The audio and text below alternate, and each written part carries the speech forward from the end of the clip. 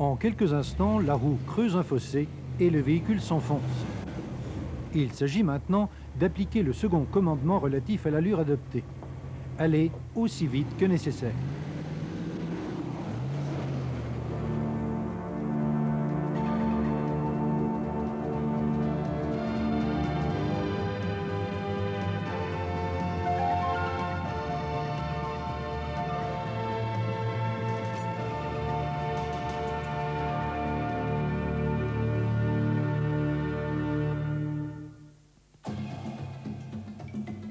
Pour sa 4e édition, le Camel Trophy se rend en Afrique, très exactement au Zaïre, l'ancien Congo belge. Pour parcourir les 1000 miles qui vont de Kinshasa jusqu'à Kisangani, à travers une jungle hostile, on a fait pour la première fois appel à des Land Rover qui, pour l'occasion, ont été dotés d'arceaux de sécurité, de galeries sur le toit et de treuils.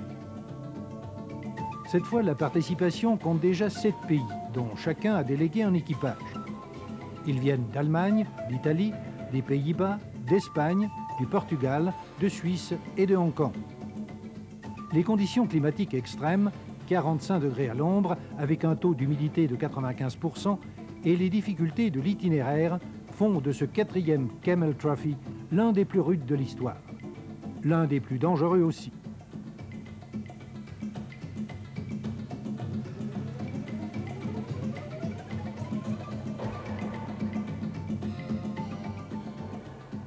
Ayant l'intention de faire bouillir de l'eau, un journaliste a la funeste idée d'installer son réchaud sur le capot surchauffé d'une Land Rover.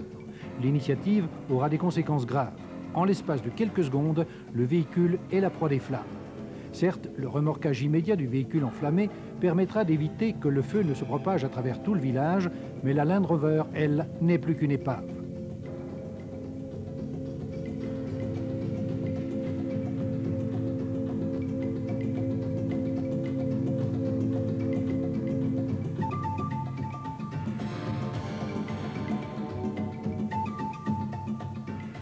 Nombreux sont les véhicules qui basculent sur le côté, ce qui provoque des pertes de temps considérables. Il faut les redresser à chaque fois. Cependant, dans la famille du Camel Trophy, l'esprit d'entraide finit toujours par triompher. À l'issue des épreuves spéciales, la victoire revient au couple hollandais Henk Bont et Frans Hey.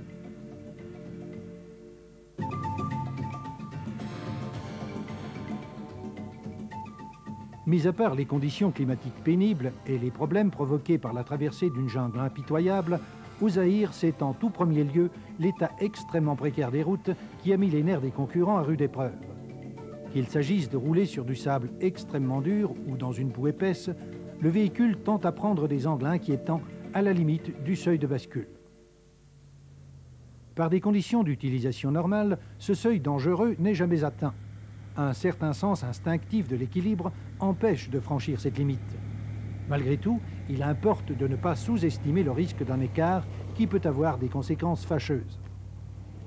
Dans les passages étroits, il ne suffit pas d'éviter le dérapage latéral des roues. Lors d'un changement d'assiette, la partie supérieure du véhicule peut se mettre à pencher de manière inquiétante du côté inverse. Il importe donc de déceler à temps ce transfert des masses et de réagir en conséquence.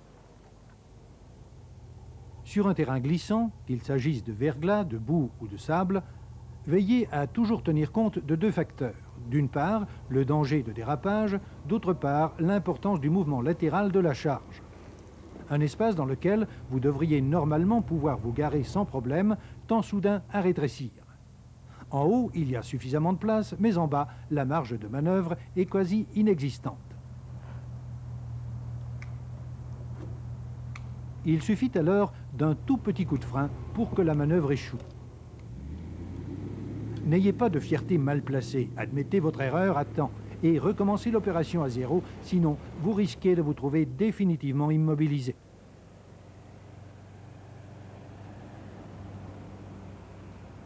Le déplacement sur une pente est tout particulièrement délicat sur un sol sablonneux. Une répartition inégale de la charge sur les roues a pour effet de provoquer un glissement latéral vers le bas, ce qui rend les corrections au volant inefficaces.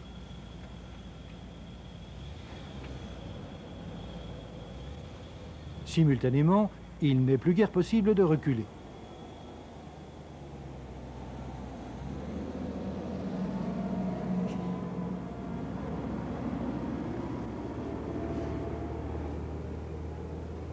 Voilà une place de parc pour le moins inconfortable. En abordant une pente, faites toujours preuve d'une extrême prudence. Le cas échéant, n'hésitez pas à stopper une manœuvre avant de vous retrouver immobilisé. Faute de quoi, dans les plus brefs délais, vous devrez vous reporter à notre prochain chapitre consacré à l'utilisation du treuil.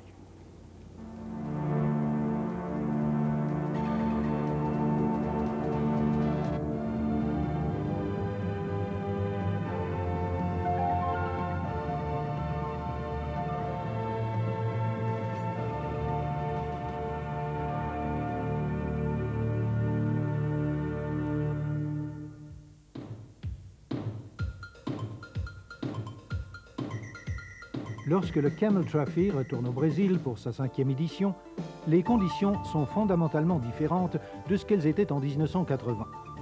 Cette fois, ce n'est pas le sable, la poussière et la sécheresse qui accableront les participants. À Santarém, c'est la saison des pluies.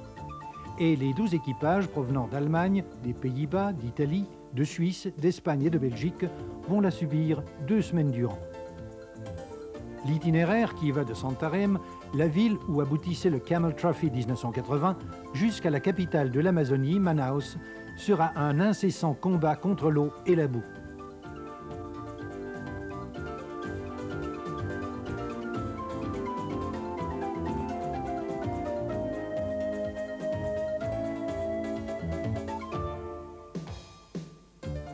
Une fois encore, les Land Rover pourront faire toute la démonstration de leur qualité.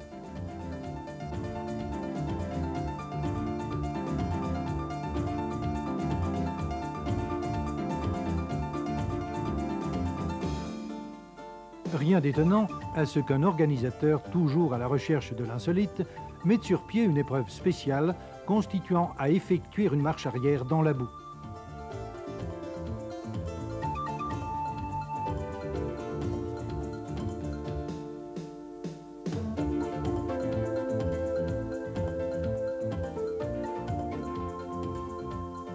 Tous les équipages ne maîtrisent pas cette difficulté avec la même élégance. En fait, les aventuriers du Camel Trophy ne se reposeront que lorsque l'embarquement sur un ferry de fortune deviendra inévitable. La petite colonne finit par rallier Manaus. Les hommes sont épuisés et certaines mécaniques en piteux état. Néanmoins, une fois encore, l'esprit d'équipe a permis de surmonter tous les obstacles. Une fois encore, le Camel Trophy s'achève en happy end. Les vainqueurs sont les Italiens Maurizio Lavi et Alfredo Redelli.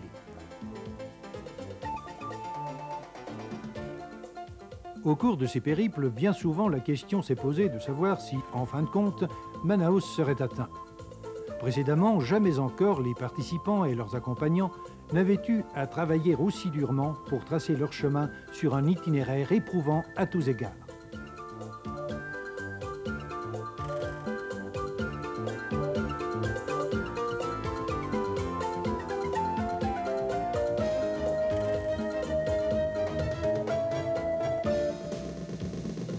En nombre de points, la transamazonienne, la route la plus longue du monde, était tout simplement coupée par les inondations. Construire un pont de fortune des heures durant, dans un climat pénible à l'extrême, est déjà une tâche peu exaltante. Mais lorsque ce pont s'écroule ensuite en quelques secondes, il y a de quoi avoir le moral à zéro. Du courage, de l'audace, une solide résistance psychique sont nécessaires pour surmonter de telles situations. Et bien sûr, le treuil est un allié précieux. Encore faut-il savoir l'utiliser et en exploiter toutes les possibilités avec un maximum d'efficacité. Un nouveau pont est jeté sur le fleuve, rien de moins. Se pose alors la question fondamentale. Tiendra, tiendra pas? Est-ce que pour la première fois, un Camel Trophy devra être interrompu? Passera, passera pas?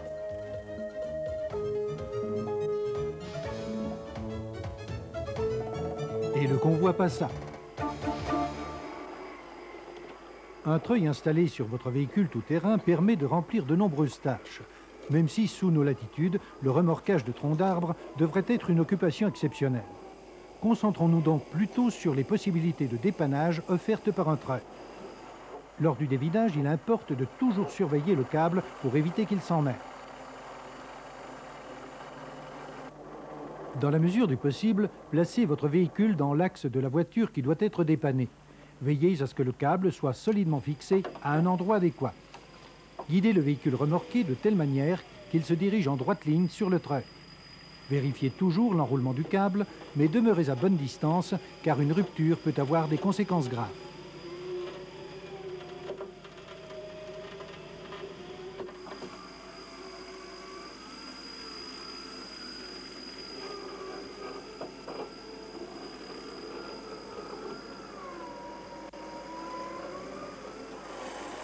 Si la traction est insuffisante, il est facile, à l'aide d'une poulie, de réaliser une démultiplication qui doublera la puissance de votre treuil.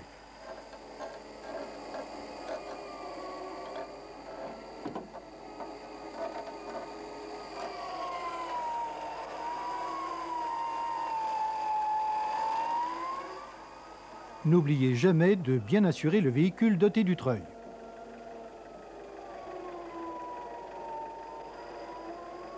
Répétons-le, tout spécialement lorsque la force déployée est très grande, tenez-vous à bonne distance du câble.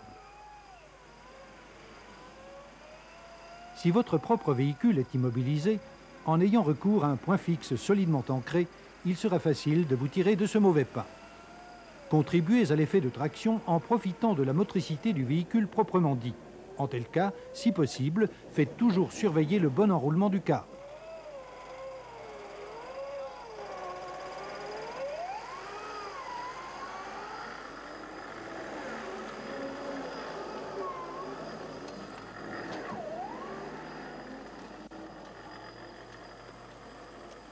Lorsque les opérations sont terminées, nettoyez soigneusement le câble. Protégez vos mains à l'aide de solides gants. Des particules métalliques peuvent provoquer des blessures douloureuses. En agissant ainsi, votre treuil sera à nouveau prêt à être utilisé en cas de nécessité. Notre équipe de tournage a d'ailleurs mis à profit ces recommandations.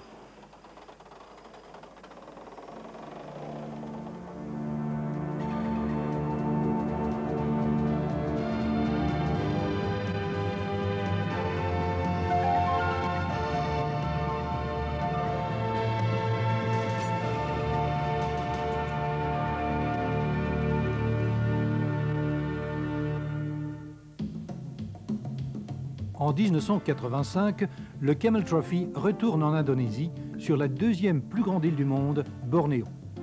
La population salue avec enthousiasme ce qui, jusqu'à aujourd'hui, constitue la plus importante armada ayant jamais pris part à cette fabuleuse aventure qu'est le Camel Trophy. À savoir, 16 équipages venus d'Allemagne, d'Italie, des Pays-Bas, de Belgique, d'Espagne, de Suisse, ainsi que du Brésil et du Japon. L'intérêt suscité est énorme.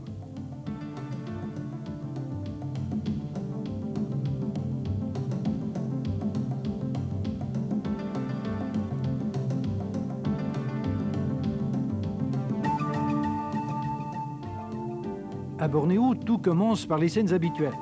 Des conditions routières extrêmement difficiles, l'affrontement en commun de grandes et de petites difficultés, la chaleur torride, la tension permanente. Fait exceptionnel et imprévu, un véritable pont aérien par hélicoptère doit être établi pour transporter les concurrents et leur matériel au-delà d'une zone marécageuse entièrement inondée et totalement infranchissable. Le travail à accomplir est considérable. Pour économiser du poids, les portières des Land Rover doivent être démontées et tout l'équipement chargé séparément.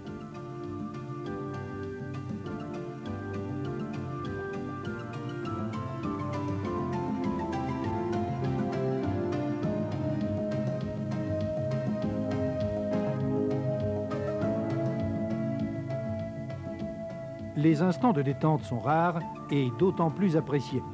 Indiscutablement, le Camel Trophy est l'une des dernières grandes aventures.